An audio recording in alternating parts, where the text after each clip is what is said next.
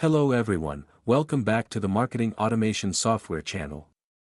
Today, I'll guide you through one of the features of the MKT software, automatically and quickly scanning group members. In the previous video, we successfully scanned a list of group UIDs.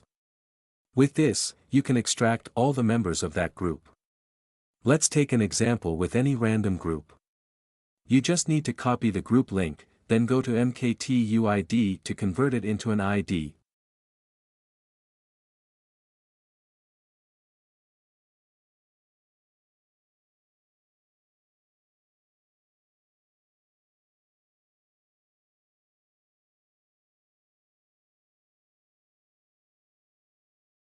Once you have the group ID, input it into the software, set the number of group members you want to scan, and click Start.